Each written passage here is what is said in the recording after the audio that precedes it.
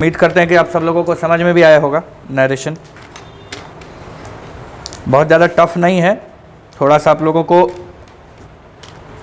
Concept समझने की ज़रूरत है। ठीक है, चलिए स्टार्ट करते हैं।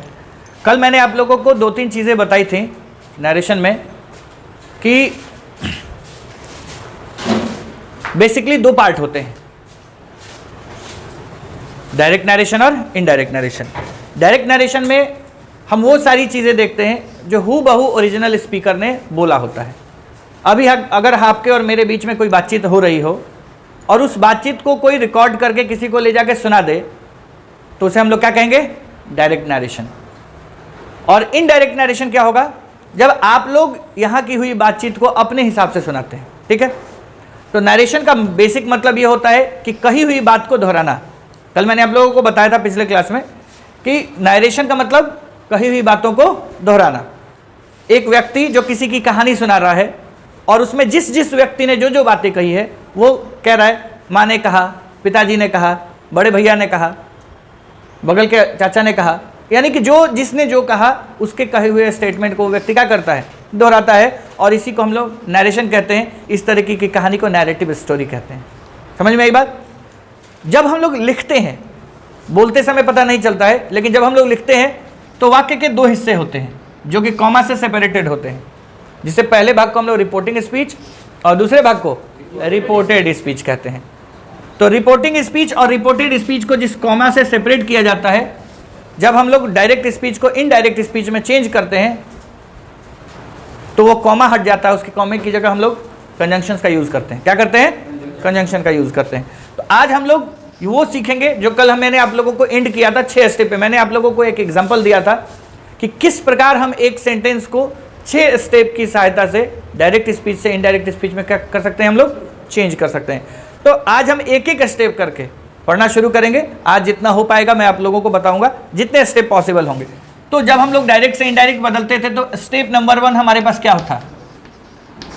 स्टेप 1 बिल्कुल हम लोगों ने पढ़ा था कि सबसे पहले हम लोगों को लेफ्ट से राइट चलना होता है। किधर से किधर चलना होता है? लेफ्ट से राइट। तो सबसे लेफ्ट में हमें मिलता है क्या? Reporting verb. क्या मिलता है? Reporting verb. तो आज हम उसी को चेंज करना सीखेंगे। Change the reporting verb. Change the reporting verb. आज हम लोग रिपोर्टिंग वर्ब चेंज करना सीखेंगे। ठीक है, मैंने आप लोगों को बताया था एक चीज कि लेफ्ट और राइट इसके अनुसार इसमें बदलाव होता है और इसके अनुसार इसमें बदलाव होता है। ठीक है, तो जब हम इसमें बदलाव करेंगे तो वो किसके अनुसार होगा? इसके अनुसार। तो रिपोर्टिंग वर्ब और कॉमाज को हम लोग हमेशा रिपोर्टेड स्पीच के अकॉर्डिंग बदलते हैं। अब कैसे बदलते हैं आइए इसके ऊपर डिस्कस करते हैं हम लोग। सबसे पहले अच्छा, रिपोर्टेड स्पीच में जो वाक्य लिखा होता है आप उसका टाइप पहचान सकते हैं कि नहीं? सेंटेंस कितने टाइप के होते हैं? बिल्कुल। अगर आप रिपोर्टिंग वर्ब को बदलना चाहते हैं तो सबसे पहले आपको जाके क्या सीखना होगा? टाइप ऑफ सेंटेंस, कि एक वाक्य के कितने प्रकार होते हैं। कितने प्रकार होते हैं जी? 5। सबसे पहला असर्टिव। असर्टिव, असर्टिव में होता क्या है? असर्टिव में से या टेल, यानी कहा या बताया जाता है। से का मतलब होता है कहना और टेल का मतलब क्या होता है? बताना। अच्छा, अगर आपके सामने कोई नहीं होगा तो आप बताएंगे नहीं, सिर्फ कहेंगे। मैं नॉर्मली कुछ कह सकता हूं, लेकिन अगर मेरे सामने होगा कोई तो क्या करूंगा? मैं उसको बताऊंगा। ठीक है, तो असर्टिव का मतलब होता है कहना या बताना। अभी हम लोग आगे इसके ऊपर चर्चा करेंगे। दूसरे नंबर पर क्या होता है जी आपका? इंटेरोगेटिव।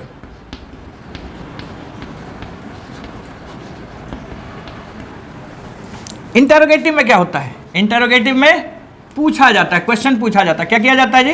क्वेश्चन पूछा जाता है या इंक्वायरी की जाती है। क्या की जाती है? इंक्वायरी। या तो हम लोग कुछ पूछते हैं, देखिए पूछने और इंक्वायरी करने में कोई खास अंतर नहीं है। आप रेलवे स्टेशन पर जाते हैं तो वहाँ लिखा होता है पूछताछ केंद्र, और इंग्लिश में क्या लिखा जाता है? इंक्वायरी। ठीक है, तो अगर आप किसी विविध चीज़ों के बारे में जानना चाहते हैं तो आप इंक्वायरी करते हैं, और किसी से उससे पर्सनली उसके बारे में जानना चाहते हैं तो प्रश्न पूछते हैं। ठीक है, चलिए तीसरे नंबर पर आपके सामने क्या होता है? तीसरे नंबर पर होता है इम्परेटिव। अभी जो भी मैं आपको बता रहा हूं ये सब बेसिक बातें हैं। कुछ कुछ डिफरेंट चीज़ें आप लोगों को आगे सीखने को मिलेंगी, हम लोग वो देखेंगे। अभी हम लोगों को एक बेसिक फॉर्मेशन दिमाग में रखना है, कम से कम 10-12 लेवल तक हम लोग उससे आराम से कर पाते हैं। उसके बाद मैं आपको एक्स्ट्रा चीज़ें सिखाऊंगा जो अप टू कॉम्पिटिटिव लेवल, मतलब ग्रेजुएशन लेवल के कंपटीशन के एग्जाम में भी जो नरेशन पूछे जाते हैं उसको भी आप आसानी से बना सकते हैं सिर्फ और सिर्फ इन 6 स्टेप की मदद से। ठीक है, अब बताइए इंपरेटिव, इसमें तो कहा या बताया जाता है और इंटरोगेटिव में पूछा जाता है। अब इंपरेटिव में क्या किया जाता है, आप लोग हल्का फुल्का बोल सकते हैं, बस मध्यम आवाज में आप लोग बोल सकते हैं। ठीक है, चलिए अब एक चीज जरा सोचिए, इंपरेटिव में हम लोग क्या करते हैं। इंपरेटिव में 2-3 चीजें होती हैं, आप ऑर्डर देते हैं, एडवाइस देते हैं और रिक्वेस्ट करते हैं।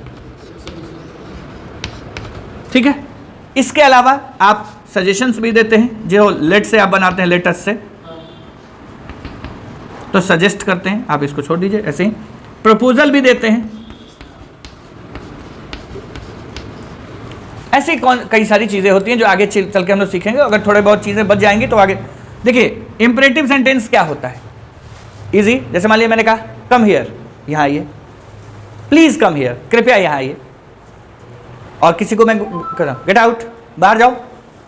अच्छा, आप लोगों को सलाह भी दे सकते हैं ना, मान लीजिए एक शिक्षक अपने विद्यार्थियों को सलाह देगा कि प्रतिदिन कम से कम 8 से 10 घंटा पढ़ाई करिए, कड़ी मेहनत कीजिए, ठीक है, ईमानदारी से परीक्षा में अपना एग्जाम दीजिए। तो जो कुछ भी होगा वो सलाह के रूप में होगा। तो कहने का मतलब क्या है, अगर आप आदेश देंगे तो ऑर्डर, एडवाइस, सलाह देंगे तो एडवाइस, निवेदन करेंगे रिक्वेस्ट, बिल्कुल, सजेशन देंगे सुझाव, और प्रस्ताव रखेंगे तो प्रपोज। ये सारे वो वर्ब्स हैं जो इंपरेटिव को रिप्रेजेंट करेंगे। किसको रिप्रेजेंट करेंगे, इंपरेटिव को।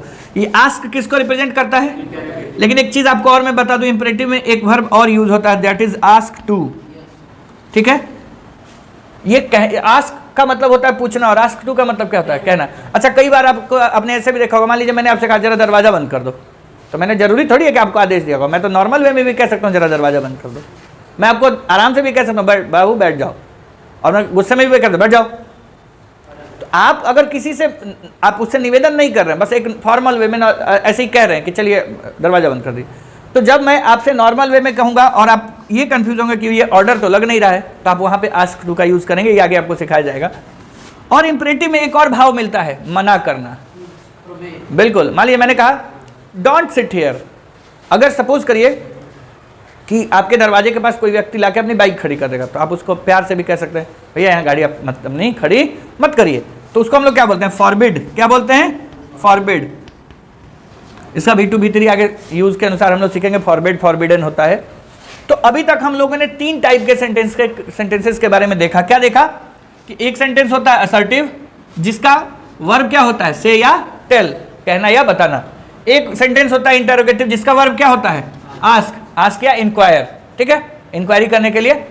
और एक होता है इंपरेटिव, जिसके कई सारे वर्ब्स हैं, ऑर्डर होगा तो ऑर्डर, सलाह देगा तो एडवाइस, निवेदन करेगा प्लीज या काइंडली से होगा तो रिक्वेस्ट, अगर लेट अस वगैरह से होगा तो सजेस्ट या प्रपोज, और अगर आप नॉर्मल वे में किसी से कुछ करने के लिए कहते होंगे तो आस्क टू, और कुछ करने के लिए मना करेंगे लाइक डोंट यूज करते हुए, क्या यूज करेंगे, डोंट यूज करते हुए, तो आप कौन सा वर्ब यूज करते हैं, फॉरबिड।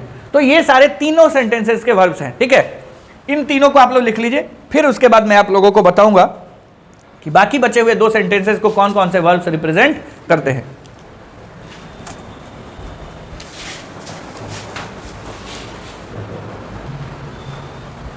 चलिए, तो 3 टाइप के सेंटेंसेस आप लोगों ने देखे। इस देखिए, मैं ये आपको जो भी 6 स्टेप बता रहा हूं, ये इतने इजी वे में आपका हो जाएगा। किताब जब आप खोल के देखेंगे तो कम से कम कई सारे 4, 5, 8 पन्नों में आपको कई सारे रूल्स मिलेंगे। ये सारे रूल्स इतने इजीली समअप हो जाएंगे, आपको फील भी नहीं होगा कि इतने कम पॉइंट्स को सीखने के बाद हम सारा नरेशन बना पा रहे हैं, ठीक है। ये मैं आप लोगों को इसलिए, मेरा एक ही फॉर्मूला है कि आप किसी भी क्लास के हो, ग्रामर का कोई क्लास नहीं होता है। आप कंपटीशन में पढ़ते हो, आप 8वीं क्लास में पढ़ते हैं, आप 10वीं क्लास में पढ़ते हो, आप सेम कंटेंट पढ़ सकते हैं, बशर्ते आपका जो मेंटल लेवल हो वो उसको मैच करना चाहिए। अगर आपकी बुद्धि उस लेवल पे होगी, आप उसको तुरंत से पकड़ पाएंगे, तो आप आसानी से पढ़ सकते हैं। तो कोई जरूरी नहीं है कि हम लोग किताब के लेंदी प्रोसेस को, हाँ, किताब को मैं गलत नहीं काट सकता, वो आसान भाषा में थोड़ा लंबे समय में दिया हुआ, लंबे तरीके से। चलिए, तो हम लोगों ने 3 सेट तरीके के सेंटेंसेस को देखा। अब हम लोग थोड़ा आगे बढ़ते हैं इस पे। देखिए, चौथे प्रकार का जो वाक्य होता है वो होता है ऑप्टेटिव। क्या होता है?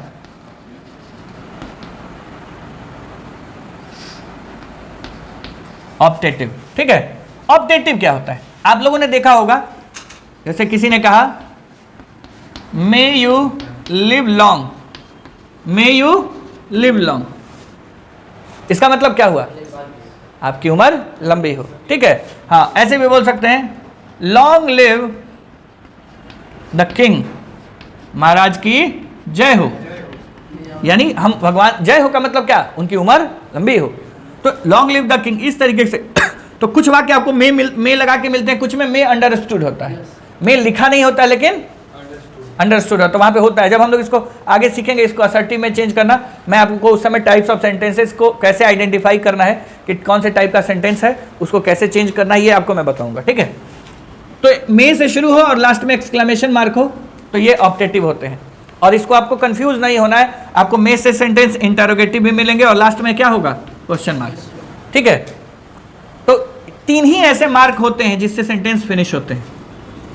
ठीक है, असर्टिव सेंटेंस और इंपरेटिव सेंटेंस फुल स्टॉप से, interrogative sentences question mark. Question mark नहीं रहेगा तो सेंटेंस में WH वर्ड होगा तो भी सेंटेंस इंटरोगेटिव नहीं होगा। ठीक है, अगर आपसे कोई पूछे हु आर यू,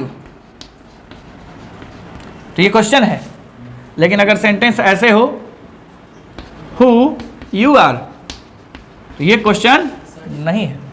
समझ में आई बात? लेकिन हाँ, ये एक्चुअली में कंप्लीट सेंटेंस भी नहीं है, एक प्रकार का क्लॉज है जो आगे आप लोगों को सीखने को मिलेगा। मैं आपको आधी अधूरी बात नहीं बताऊंगा कि आप कंफ्यूजन में पड़े रहिए। हाँ, ये जरूर इतना समझिए कि ये वर्ड यहाँ पे है और ये जो हेल्पिंग वर्ब है वो यहाँ न होके यहाँ है और लास्ट में फुल स्टॉप है, इसलिए ये WH वर्ड होने के बावजूद भी एक क्वेश्चन नहीं है। इसका मतलब होता है तुम कौन हो, और इसका मतलब होता है जो तुम हो। ठीक है, मैंने कहा वेयर आर यू गोइंग, तो इसका मतलब क्या होगा? तुम कहाँ जा रहे हो। लेकिन मैंने कहा वेयर यू आर गोइंग, जहां तुम जा रहे हो। मैं कह सकता हूं I can not go where you are going, जहां तुम जा रहे हो मैं वहां नहीं जा सकता हूं। ठीक, चलिए, तो हम लोग बात कर रहे थे ऑप्टेटिव की। ऑप्टेटिव से क्या फीलिंग आती है? ऑप्टेटिव वाक्य का क्या भाव होता है? वो कौन से वर्ब से रिप्रेजेंट किया जा सकता है? तो देखिए, इसको हम लोग विश से कर सकते हैं, इच्छा व्यक्त करना। ठीक है, हम लोग किसी को आशीर्वाद दे सकते हैं, ब्लेस, किसी को श्राप दे सकते हैं, और क्या कर सकते हैं बताइए? भगवान से प्रार्थना कर सकते हैं। ठीक है, तो जब भी ऑप्टेटिव सेंटेंस आएगा तो उसको रिप्रेजेंट करने के लिए हमारे पास 3 या 4 वर्ब्स होंगे। ज्यादातर ब्लेस, कर्स और प्रे ही यूज होता है। जैसे आपने कहा मे गॉड हेल्प यू, भगवान तुम्हारी सहायता करें, तो मैं भगवान से क्या कर रहा हूं? प्रार्थना कर रहा हूं। क्या कर रहा हूं? प्रार्थना कर रहा हूं। मे यू पास, तुम पास कर जाओ, मैं आशीर्वाद दे रहा हूं। क्या कर रहा हूं? आशीर्वाद दे रहा हूं। और मैंने कहा मे ही डाई सून, वो जल्दी मर जाए, तो ये क्या है? श्राप है। तो देखिए, सेंटेंस की बनावट में कोई अंतर नहीं है, उसके भाव में अंतर है। ये जो आप देख रहे हैं ये क्या है? ये भगवान से प्रार्थना है। जब गॉड लग जाएगा तो समझ लीजिए भगवान से प्रार्थना है। इसके अलावा नॉर्मली अगर आप पॉजिटिव बात किसी के लिए कह रहे हैं तो आप उसको आशीर्वाद दे रहे हैं, और अगर आप नेगेटिव बात कर रहे हैं तो श्राप दे रहे हैं। ठीक है, इसको शाप या श्राप कहा जाता है। चलिए, अब इसके अलावा अब क्या बचता है? इसके अलावा बचता है एक्सक्लेमेटरी। क्या बचता है?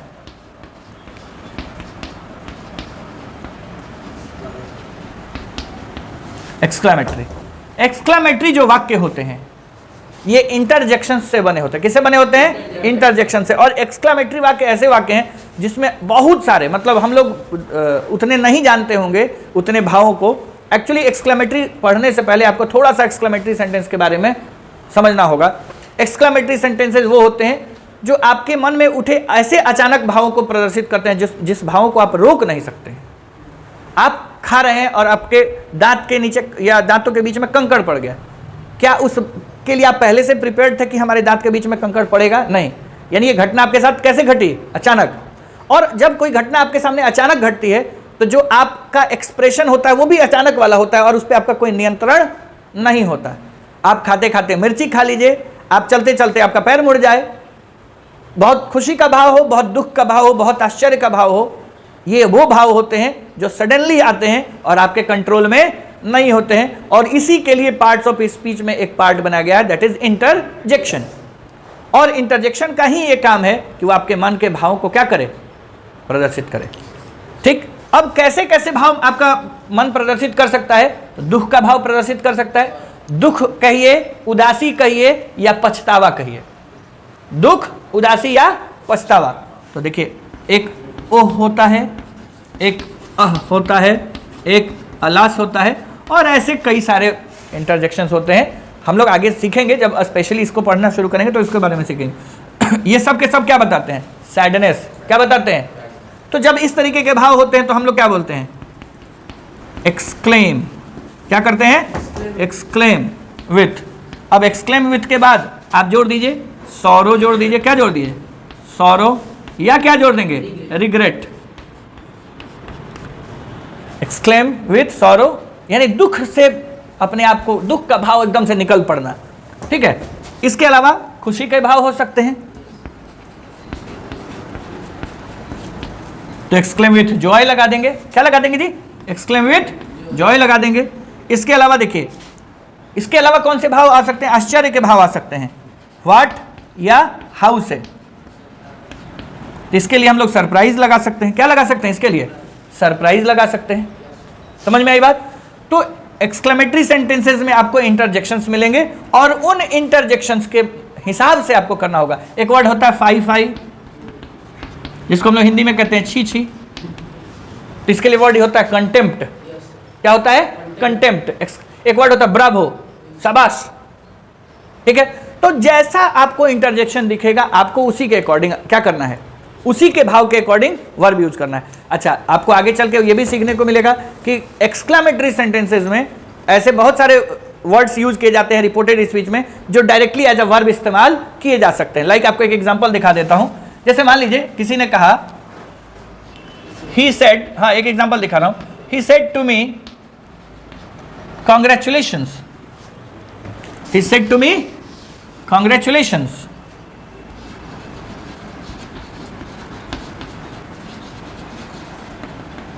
कांग्रेचुलेशंस। तो आपको पता ही कांग्रेचुलेशन तो यहां पर नाउन है, लेकिन एक वर्ब होता है कांग्रेचुलेट। तो जब इसको हम लोग बदलते हैं तो क्या लिख देते हैं? ही कांग्रेचुलेटेड मी। इस पार्ट को हम लोग हटा देते हैं और इसका वर्ब वाला फंक्शन यहां पे यूज कर लेते हैं। He said to me congratulations, तो मैं कह दूंगा he congratulated me. He said to me thank you, he thanked me. ठीक है, अच्छा इसमें विदा भी लेते हैं, किसी का स्वागत भी करते हैं, किसी से विदा भी लेते हैं। समझ में आई बात? तो ये धीरे धीरे हम लोग टाइप वाइज जब बनाएंगे कुछ कुछ स्पेशल चीजें। आपको मेरा पहला टारगेट कि आपको 6 स्टेप को इतने बढ़िया से एलेबोरेट कर दे कि आप सामान्य वाक्य तो बिना किसी नियम कानून पढ़े ही बना लें। जो आप लोगों का लेवल है normally up to 10th class जो लेवल होता है, इवन बिहार बोर्ड इंटरमीडिएट की भी मैं बात कर रहा हूँ, जो लेवल होता है क्वेश्चन का वो बहुत ज़्यादा हाई लेवल नहीं होता है। तो आप 6 स्टेप के बाद नॉर्मल से नॉर्मल सेंटेंस और अच्छे से अच्छे सेंटेंस को आराम से बना लेंगे। हाँ, कुछ एक्स्ट्रा चीज़ें मैं सिखाऊंगा कि 2 टाइप के वाक्य अगर एक साथ आ जाएं तो क्या करेंगे। क्वेश्चन टैग नॉर्मल एक इंटरोगेटिव वाला आता है, एक इंपरेटिव में क्वेश्चन टैग आता है, तो क्या करेंगे। ऐसी बहुत सारी चीज़ें आपको मिलेंगी जो कि थोड़े लीक से हटके होंगे। आपको ऐसे भी सेंटेंस मिलेंगे जो इमेजिनरी सेंटेंसेस दर्शाएंगे, जैसे ओ दैट वुड दैट पे सेंटेंसेज आते हैं, तो वो अलग है, टाइप वाइज है। वो मैं आपको स्पेशल टाइप्स में लास्ट में पढ़ा दूंगा। ठीक है, चलिए हम लोग इसकी बात कर रहे थे कि 5 टाइप के हमारे पास सेंटेंस होते हैं। कितने टाइप के सेंटेंस होते हैं? 5। पहला assertive, interrogative, imperative, optative and exclamatory. Assertive का मतलब कहना या बताना, कहना या बोलना, बताना। इंटरोगेटिव मतलब पूछना। थर्ड, इंपरेटिव मतलब आदेश देना, निवेदन करना, सलाह देना, प्रस्ताव देना, सुझाव देना, मना करना, कहना कुछ करने के लिए। तो वो सारे। उसके बाद आपका चौथे नंबर पर आता है ऑप्टेटिव। ऑप्टेटिव क्या होता है जी? आप हाँ इच्छा व्यक्त कीजिए, आशीर्वाद दीजिए, श्राप दीजिए, भगवान से प्रार्थना कीजिए, ये सब के सब क्या होंगे? ऑप्टेटिव होंगे। और एक्सक्लेमेटरी, इंटरजेक्शन से बने वैसे वाक्य जो आपके मन में उठे अचानक वाले भावों को प्रदर्शित करते हैं, ऐसे भाव जो आपके नियंत्रण में नहीं होते हैं। समझ में आई बात? तो 5 टाइप के सेंटेंस होते हैं। मैं आप लोगों को मतलब इसी क्रम में टाइप्स ऑफ सेंटेंस भी बताऊंगा, क्योंकि उसको बताना अनिवार्य है। इसको मैं मिटाता हूं अब। तो चलिए अब हम लोग अपने पहले स्टेप की तरफ चलते हैं। पहले स्टेप को बताने से पहले मैक्सिमम काम मैंने कर दिया है, अब आप डायरेक्टली पढ़ सकते हैं। चलिए देखिए पहले स्टेप की बात। पहले step, if the reported speech is in number 1 assertive, यदि रिपोर्टेड स्पीच किसमें होगा जी? असर्टिव में होगा, तो रिपोर्टिंग वर्ब किसमें चेंज होगा? नहीं, reporting verb, the reporting verb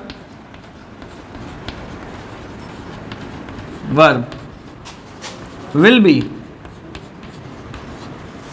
अब देखिए, अगर रिपोर्टिंग वर्ब से हो, क्या हो? से हो, सेज हो या सेड हो, टू ना लगा हो, से, सेज या सेड, टू ना लगा हो, तो कोई चेंज नहीं करते हैं, इसको ऐसे ही लिख देते हैं। समझ में आई बात?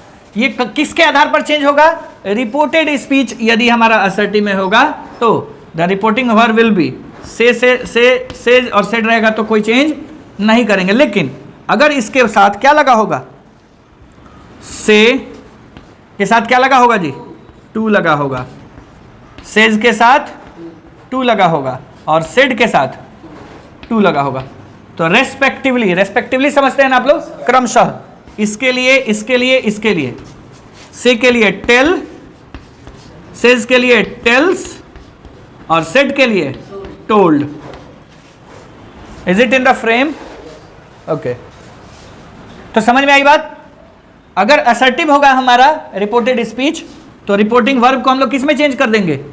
से, सेज और सेड को चेंज नहीं करेंगे, लेकिन से, सेज और ये रहेगा तो क्या करेंगे? चेंज कर देंगे। समझ में आई बात?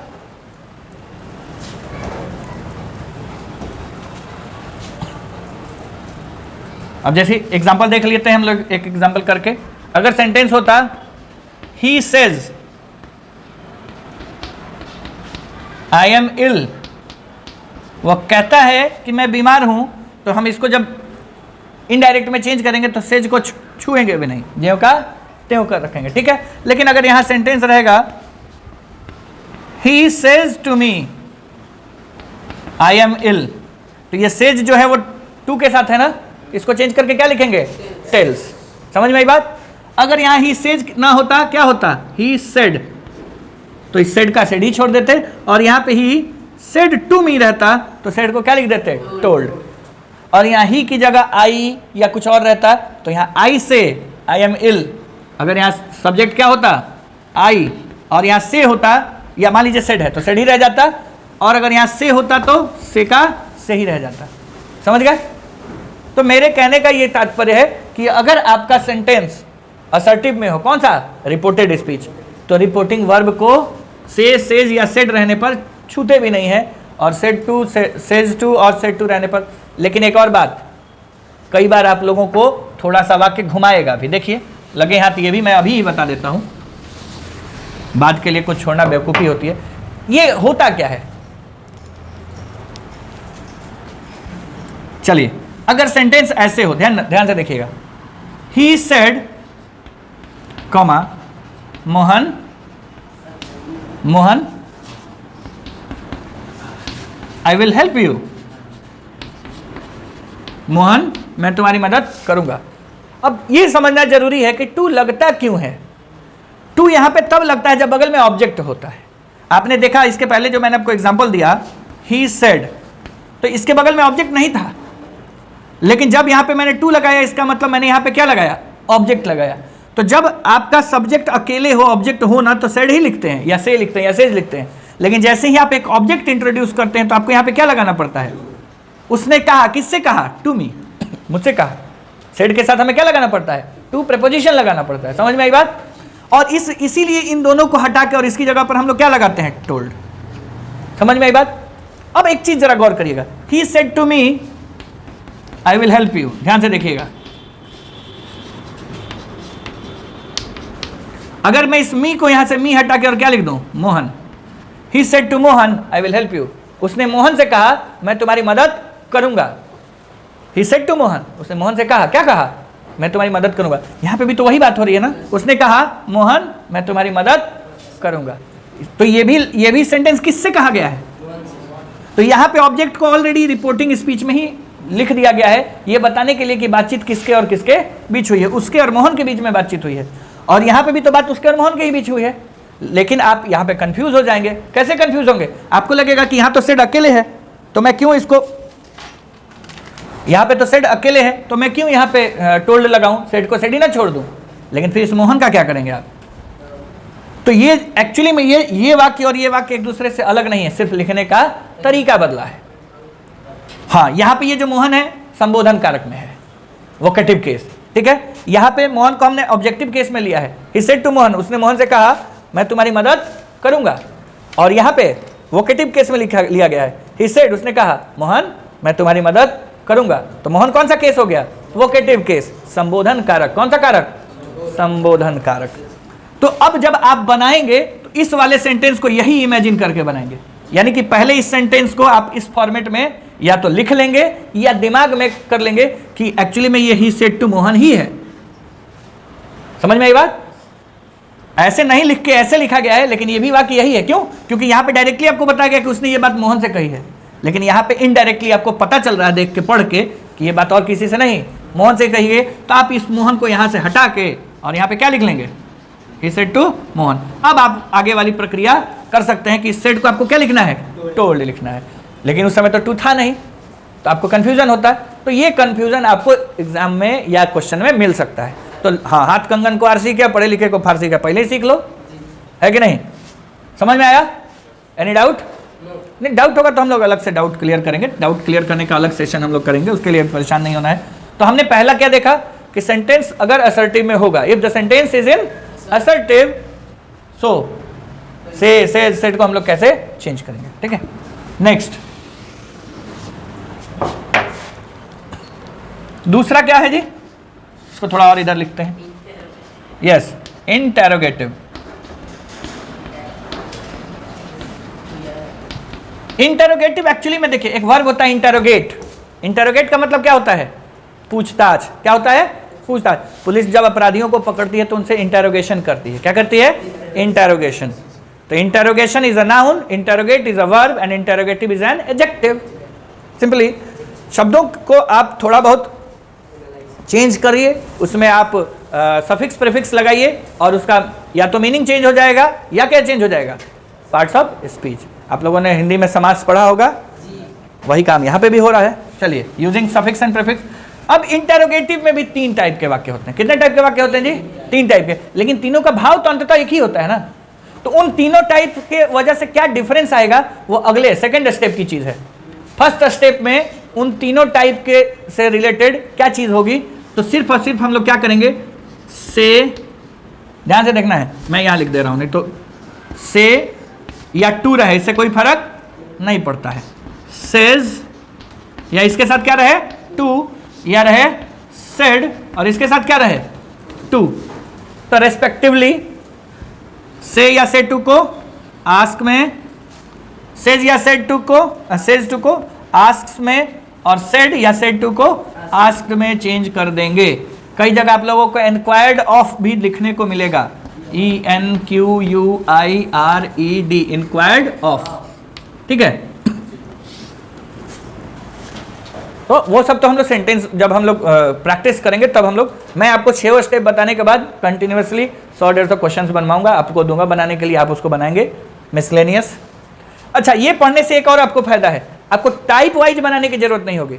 अच्छा, बहुत सारे लोगों को ये भ्रम होता है कि आप अगर टेंस नहीं पढ़े हैं तो आप वॉइस नहीं पढ़ सकते, टेंस नहीं पढ़े हैं तो आप नरेशन नहीं पढ़ सकते। ये बिल्कुल एक भ्रमित करने वाली बात है। हाँ, आपको थोड़ा वर्ब का ज्ञान होना चाहिए, आपको थोड़ा बहुत पर्सन केस वगैरह का ज्ञान होना चाहिए। एकदम से मैं ये बिल्कुल इसको नहीं काटता हूँ कि आप आज ही पैदा हुए और कल ही आप हवाई जहाज चलाने लगेंगे, it is not possible, not at all possible. ये है कि आपको बेसिक जानकारी होनी चाहिए, तब आप नरेशन का, नरेशन क्या है, पार्ट्स ऑफ स्पीच का एक एप्लीकेशन है। आप पार्ट्स ऑफ स्पीच कम से कम समझते तो हो, जूनियर लेवल की कम से कम किताबों को पढ़ के आपको नाउन प्रोनाउन सेंटेंस ये सब पहचानने आता तो हो। अगर आप वर्ब भी नहीं जानते होंगे तो फिर आप कंफ्यूजन में पड़ेंगे। आपको मैं रटवा के 2-4-10 सवाल बनवा सकता हूँ, लेकिन फिर आगे आप फंस जाएंगे, रुक जाएगा गाड़ी। तो देखिए इंटेरोगेटिव में हम क्या करेंगे, अगर आपका रिपोर्टेड स्पीच किस में होगा, इंटेरोगेटिव में होगा। किस में होगा, रिपोर्टेड स्पीच इंटेरोगेटिव में होगा। तो हम लोग रिपोर्टिंग वर्ब को कैसे चेंज करेंगे, बिल्कुल इसके अब आगे जाओगे तो टू का कोई खास लेना देना, ये जो भी प्रॉब्लम था किसमें था, असर्टिव में। चलिए आगे बढ़ते हैं। इंटेरोगेटिव के बाद नंबर 3 इंपरेटिव। अब इंपरेटिव में आपको थोड़ा सा एक्स्ट्रा मेहनत करना पड़ेगा, ये पहचानना होगा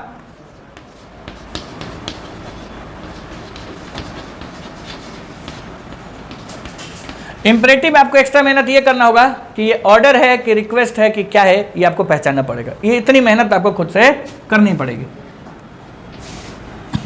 से या से टू, सेज या सेज टू, और टेल सॉरी सेड या सेड टू। अब आपको करना क्या है जी, अगर आप पहचानते हैं तो से की जगह आप क्या लगाएंगे, ऑर्डर, रिक्वेस्ट। रिक्वेस्ट तो आप आसानी से पहचान जाएंगे, प्लीज और काइंडली से बने वाक्य होते हैं। एडवाइस ये आपका वर्ब होगा। Forbid, ask to, E T C. ठीक है, इसमें आप क्या करेंगे, सिर्फ एस या ई एस जोड़ देंगे। ऑर्डर में ऑर्डर्स एस लगा देंगे, रिक्वेस्ट में एस लगा देंगे, एडवाइस में एस लगा देंगे, फॉरबिड में एस लगा देंगे, आस्क टू में आस्क कर देंगे, आस्क टू, इटीसी। ठीक है, और इसमें क्या करेंगे, ऑर्डर्ड में ईडी, रिक्वेस्ट में ईडी, एडवाइस में ईडी, फॉरबिड में हो जाएगा फॉरबिड, और आस्क हो जाएगा आस्क्ड। ये ईडी मैंने किस में लगाया है जी, ऑर्डर में। ठीक है, ऑर्डर में एस लगा देंगे ऑर्डर्स, और ऑर्डर में ईडी लगा देंगे ऑर्डर्ड, रिक्वेस्ट में एस लगाएंगे रिक्वेस्ट, ईडी लगा देंगे रिक्वेस्टेड। एक्स्ट्रा मेहनत करने से बच गए। इसके अलावा आपको सजेशन या प्रपोजल वाला भी मिलेगा लेट अस में। ठीक है, हाँ हाँ बिल्कुल, वो आगे हम लोग सीख लेंगे, मैं आपसे लिखवा देता हूँ। अगर लेट अस यानी लेट्स वाले सेंटेंस होते हैं तो इसके लिए हम लोग कौन सा वर्ब लगाते हैं, सजेस्ट, सजेस्ट, सजेस्ट्स या सजेस्टेड, और प्रपोज, प्रपोजेज या प्रपोज्ड। ठीक है, आगे पढ़ेंगे तो पता चलेगा कि कब हम सजेस्ट के साथ टू लगाते हैं और कब नहीं भी लगाते हैं। ऐसे अभी बहुत सारी चीज़ें पढ़नी है, अभी तो बस आप स्टेप वाइज चीज़ें सीख रहे हैं। हाँ, पहला स्टेप है ये।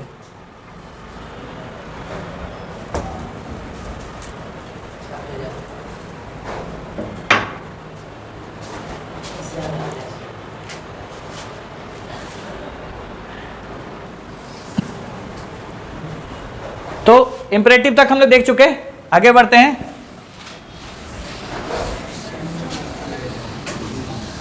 चलिए, अच्छा है, कम से कम हम लोगों के वीडियो से बच्चे भी पढ़ेंगे, बच्चों को पढ़ाने वाले भी पढ़ेंगे, उनके लायक भी है। चलिए, तो नंबर 4 पे क्या आता है, ऑप्टेटिव। देखिए ऑप्टेटिव में क्या होगा जी, देखिए एग्जाम्पल अभी नहीं दे रहा हूं मैं बहुत ज़्यादा, एग्जाम्पल हम लोग करेंगे इसके बाद, पहले स्टेप आप सीख लीजिए, उसके बाद उसके ऊपर हम लोग एग्जाम्पल्स करेंगे। ऑप्टेटिव में से रहे या टू रहे। देखो ज़्यादातर नरेशन में ना पास्ट वाला ही आता है। ठीक है, हाँ ज़्यादातर, बिल्कुल हाँ, क्योंकि नहीं रहेगा तो बहुत सारी चीज़ें बदलने की जरूरत नहीं पड़ेंगे, तो फिर फायदा क्या है। देखिए यहाँ पे भी वही है, आप ऑप्टेटिव में इच्छा व्यक्त कर सकते हैं, इसमें क्या लगाएंगे ई एस, और इसमें क्या लगा देंगे ई डी। ठीक है, इसके लिए, और ये क्या होगा जी, ब्लेस, आशीर्वाद दे सकते हैं, ब्लेसेज, ब्लेस्ड। चलिए, उसके बाद कर्स कर सकते हैं, तो कर्सेज ई ऑलरेडी है, एस लगा दीजिए, इसमें डी लगा दीजिए, और ये आपका क्या हो गया जी, प्रे। प्रे में क्या लगाएंगे, एस लगा देंगे और ईडी लगा देंगे। ठीक, तो इस तरीके से हम लोग रिपोर्टिंग वर्ब, अगर हमारा रिपोर्टेड स्पीच क्या हो, ऑप्टेटिव, तो रिपोर्टिंग वर्ब हमारा क्या होगा,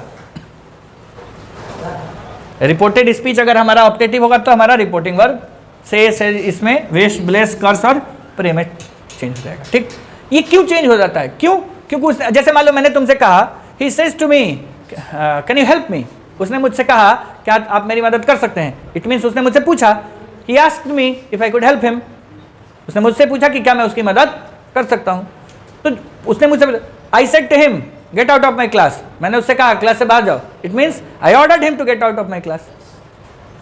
तो जब आप रिपोर्टेड स्पीच में जो सेंटेंस लिखते हैं उसके भाव को समझने की कोशिश करते हैं, अगर आप उसका भाव समझ जाते हैं तो फिर आपका काम आसान हो जाता है। उस भाव के लिए जो वर्ब होता है उसी वर्ब को क्या करते हैं, रिपोर्टिंग वर्ब की जगह लिख देते हैं। चलिए, और एक आखिरी,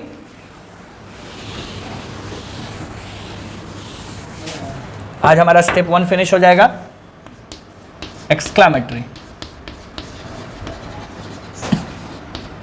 देखिए एक्सक्लामेटरी में आपको फिर इंटरजेक्शंस के अकॉर्डिंग चलना होगा।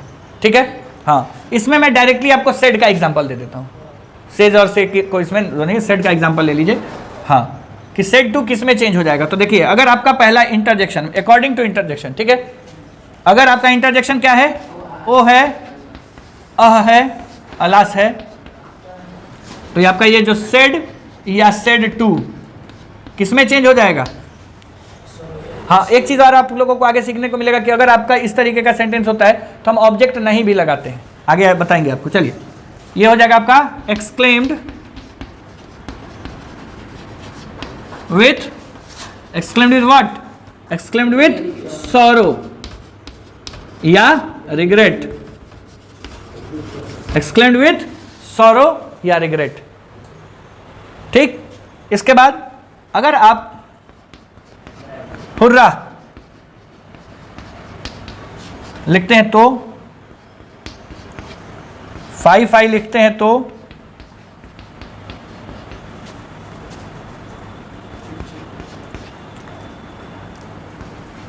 व्हाट या हाउ लिखते हैं तो एक्सक्लेम्ड विथ तो लगभग सब में लगता है, एक्सक्लेम्ड विथ सब में लगेगा।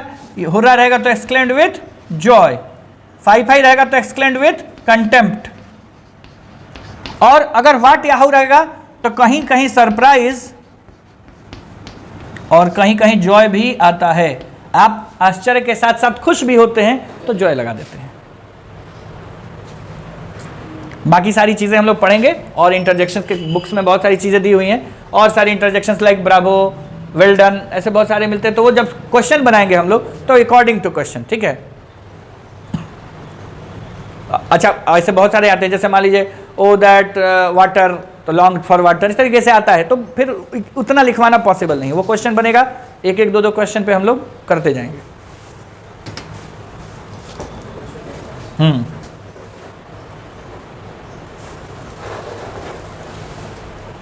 हो गया।